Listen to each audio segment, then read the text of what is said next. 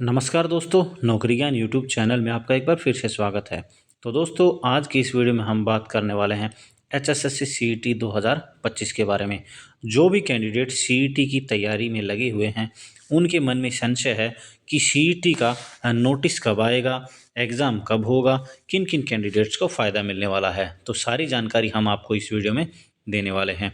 तो दोस्तों, एक सीईटी संशोधन का मामला अभी अधीनस्थ चला हुआ है। उस पे सरकार का क्या विचार है, कितने कैंडिडेट्स को शॉर्ट लिस्टेड करने का प्रावधान इसमें अभी किया जाएगा, तो सारी चर्चा हम इस वीडियो में करेंगे। तो दोस्तों, आप लास्ट तक बने रहिएगा। तो चलिए शुरू करते हैं। तो दोस्तों, जैसा आप देख पा रहे हैं, हरियाणा सीईटी संशोधन मामला। हरियाणा कर्मचारी चयन आयोग ने ग्रुप का 10 गुना शॉर्टलिस्ट करने का प्रस्ताव सुझाया है। फैसला अभी अंतिमाना बाकी है और जो है अभी सरकार के स्तर पर चर्चा जारी है। लाखों युवा कर रहे सीईटी का इंतज़ार। तो दोस्तों, ये 11 दिसंबर की न्यूज़ है, जैसा कि आप देख पा रहे हैं। तो देखिए, इसमें ये 12 दिसंबर को पब्लिश की गई है। आज का न्यूज़पेपर है, उसमें ये न्यूज़ डाली गई है। तो दोस्तों, अभी इसमें क्या कुछ दिया गया है मैं आपको बता देता हूँ। हरियाणा सरकार ग्रुप सी पदों के लिए सीईटी पास उम्मीदवारों को स्किल या लिखित परीक्षा के लिए ग्रुप का 10 गुना शॉर्टलिस्ट करने का विचार कर रही है। हरियाणा कर्मचारी चयन आयोग ने अब सुझाव दिया है कि ग्रुप में शामिल विज्ञप्ति पदों का 10 गुना को शॉर्टलिस्ट करने का प्रावधान सीईटी पॉलिसी में किया जाना चाहिए। अगर सरकार इस प्रस्ताव को स्वीकार कर लेती है तो काफ़ी हद तक सीईटी पास उम्मीदवारों को लिखित परीक्षा में बैठने का मौका मिल सकता है। हालांकि अंतिम फैसला अभी होना बाकी है। इस बारे में गंभीर चर्चा चल रही है। हालांकि यह अभी प्रस्तावित नहीं है कि ग्रुप बनाते समय किन पदों को शामिल किया जाए, मगर इस पर मंथन चल रहा है। ग्रुप बनाने के लिए एक स्पष्ट मानदंड होना चाहिए। यह विचार किया जा रहा है कि अगर किसी पद का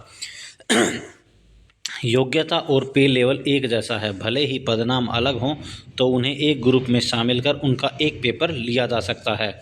ऐसा करने से वेटिंग लिस्ट तैयार करने में भी कोई दिक्कत नहीं आएगी।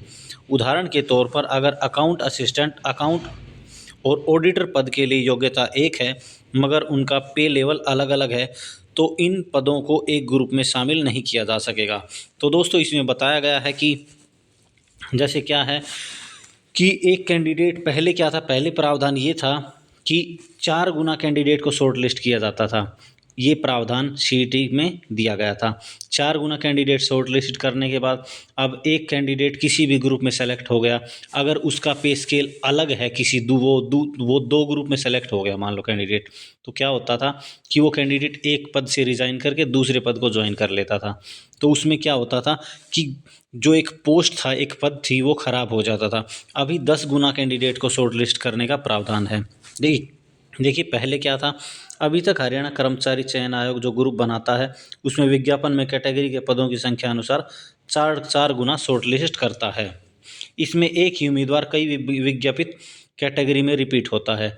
इसलिए सीईटी संशोधन में प्रस्तावित किया जा रहा है कि आयोग जो भी ग्रुप बनाएगा, उसमें पदों की संख्या 10 गुना को शॉर्ट लिस्ट किया जाएगा, मगर उम्मीदवारों को इन पदों की संख्या में आरक्षण कैटेगरी अनुसार शॉर्टलिस्ट किया जाएगा। उदाहरण के तौर पर एक ग्रुप में एक पदनाम के पदों की संख्या 100 है, तो कुल 1000 सीईटी पास उम्मीदवारों को शॉर्टलिस्ट किया जाएगा।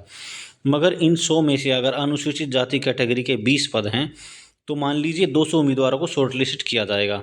इसी तरह से बीसी कैटेगरी और अन्य कैटेगरी में यह प्रावधान किया जा सकता है। साथ ही अग्निवीरों को सीईटी से छूट रहेगी। तो जो अग्निवीर मान लीजिए 4 साल की सर्विस करने के बाद आते हैं, तो उन्हें सीईटी देने की कोई आवश्यकता नहीं है। ये दिया गया है सीईटी में छूट रहेगी। जनरल को 50 और आरक्षित श्रेणी को 40% नंबर लेने ज़रूरी हैं। सीईटी पॉलिसी में अभी प्रावधान है कि सीईटी में जनरल कैटेगरी को 50, आरक्षित श्रेणी को 40% न्यूनतम प्राप्त करने आवश्यक हैं। जो सामाजिक आर्थिक मानदंड के अंक थे वो अब हट जाएंगे। और एक खास बात यह है कि MPHW मेल पदों के लिए पात्र युवाओं की तरफ से दैनिक सवेरा को भेजा गया आग्रह। तो दोस्तों, मैं आपको बता दूं, पिछले 10 वर्ष से MPHW मेल पदों पर कोई भी भर्ती नहीं आई है।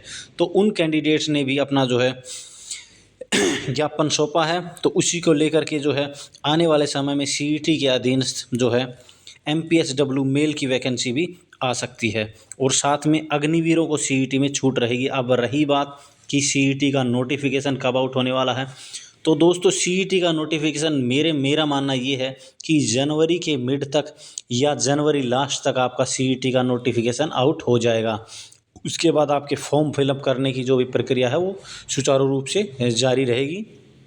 और बात करें एग्ज़ाम की, तो आप मान लीजिए 2025 के मिड तक जून जुलाई तक आपका एग्ज़ाम जो है करा लिया जाएगा। और दोस्तों आपको क्या लगता है, आप कमेंट बॉक्स में ज़रूर बताइएगा। और दोस्तों अभी तक आपने अगर चैनल को सब्सक्राइब नहीं किया है तो चैनल को सब्सक्राइब कर लीजिए और बेल आइकन को दबा लीजिए। तब तक के लिए जय हिंद, जय भारत।